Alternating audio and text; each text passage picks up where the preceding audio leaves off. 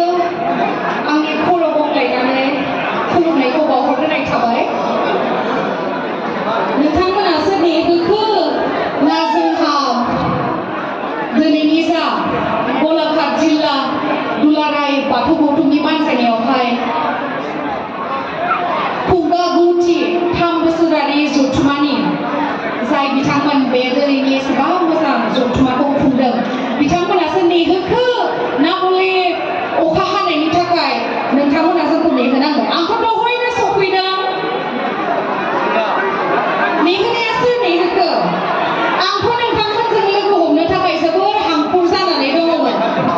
नोंथांमोना नेहोदोंना आंखौ? जेबो नङा। नेनाया जोंनि गेजेरावनो थागोन जिहेतु जों बयबो बेयावहाय गुबुन हारिनि सुबुंफोर गैया जानांगौ। मानो होननानै बुङोब्ला बे दिनैनि जथुमाया बा जाबाय थानाय जथुमाया जोंनि बर' हारिनि मोनसे मोजां जथुमा जेरावहाय जों बयखौबो लोगो मोनलायो। बेयावहाय नोंथांमोना नेहोनायनि थाखाय आंहा जेबो गाज्रि मोननाय गैया। जास्ट लोगोनो आङो एसे गोसोखौ मोजां मोनहोनो थाखायसो बुंदों दे, गाज्रि मोननो नाङा। थ' दिनैहाय आङो बेयावहाय नोंथांमोननि सिगाङावहाय नुजाथि फैनायनि गुबै जाहोनानो जोंहा बिथां राम दैमारि आदाखौ साबायखर बावनांगोन।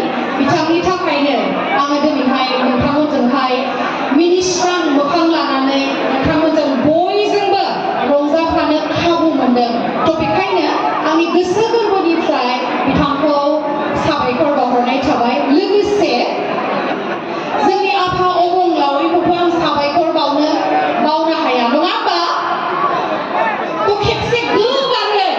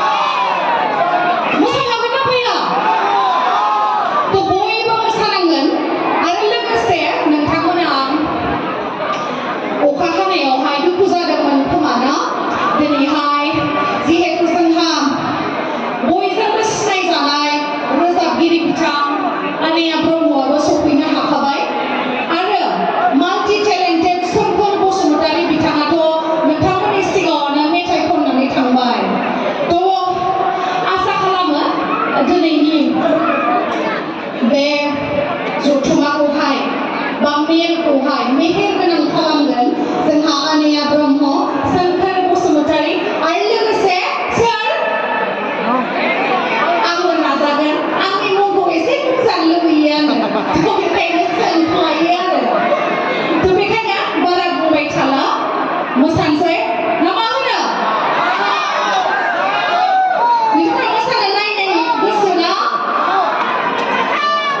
बारा गोबाव बुंबाय थाला आङो बयनिसिमबो गोसो गोरबोनिफ्राय साबायखर एफा लोब लोब फैनानै दिनैनि बे मेलखौहाय मेहेर गोनां खालामनायनि थाखाय आसा खालामो आरोबाव बे गलाघाट जिल्लायावहाय दिनैसिम खेबथाम जाबाय आं फैनाया आरो फैबाय थानो मोनबावगोनखौ आं आसा खालामो लिंहरबावगोन ना नोंथांमोना आंखौ ना दिनै नायनानैनो बायबाय लिंहरबावगोन दा बिदिब्लालाय दसे थानानैनो जोङो नोंथांमोननि गोसोखौहाय रंजाहोनो हागोन ना हाया नाजानोसै आंनिथिंनिफ्रायथ' जौसेनिबो बारा जौखोन्दो आं नाजागोन थ' आसा खालामो नोंथांमोना मोजां मोनो गोजोन्थों थेंक इउ